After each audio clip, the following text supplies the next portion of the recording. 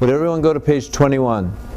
Now we're going to talk about ultimate purpose. And back there in the corner with Jackie and Chase, you struggled with the difference, didn't you? What's the and you can see where once you come down out of the overall and what do we want, now we come back and say, what's the ultimate context or reason for doing this topic at all? And that's what we want to narrow at this time. And you can see the end product at the completion. Everybody been through Covey's material? You know, start with the end in mind. Well, this is where you want to nail down what is the ultimate reason that we're doing this. And you can see it just focuses the group on what are you really trying to accomplish. And so often groups will get active into something and they don't understand the context of it, the why. What are we really trying to achieve? And I can tell you, so many groups will start out saying, so many leaders will say, we need to do strategic planning. Okay, what does that mean to you? And I find frequently by the time they end up talking about what they're after, what they're really after, it's frequently is much narrower.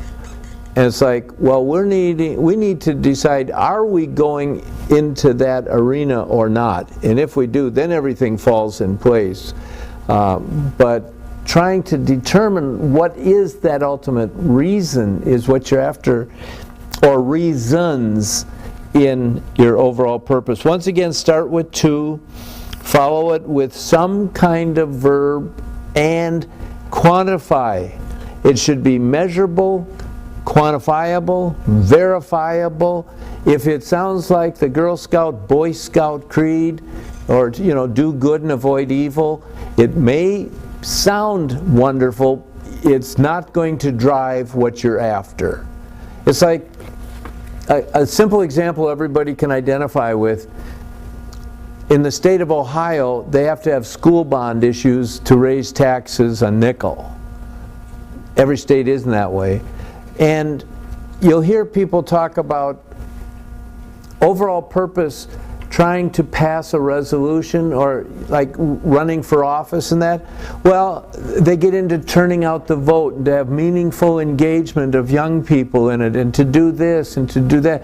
And by the time you're all done with it, you get all these nice, lofty sounding purposes on a campaign. You cut through it, and what they really want is one more vote than the opposition.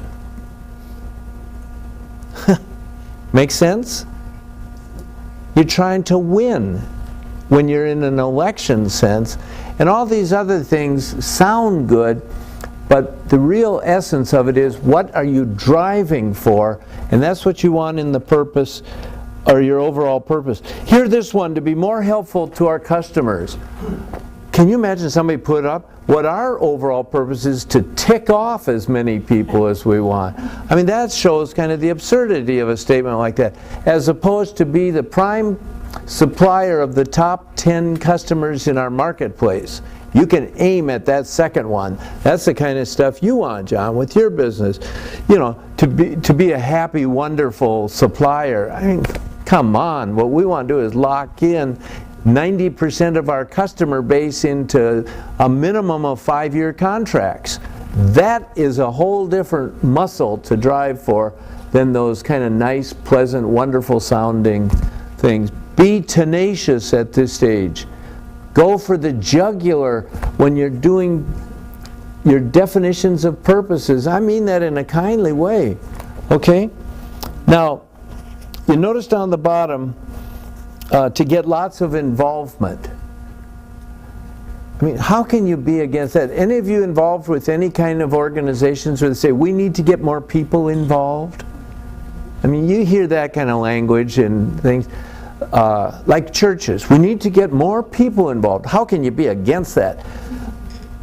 Now, Kathy, go get more people involved. Huh? What are you talking about? But if you had an objective to get 6 couples that would contribute 6 hours a month calling on seniors in nursing homes and assisted living places, you could go for that. You could tell if you hit it, you could structure it.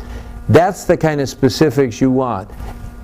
Only add a date on it, and then you really have something tight.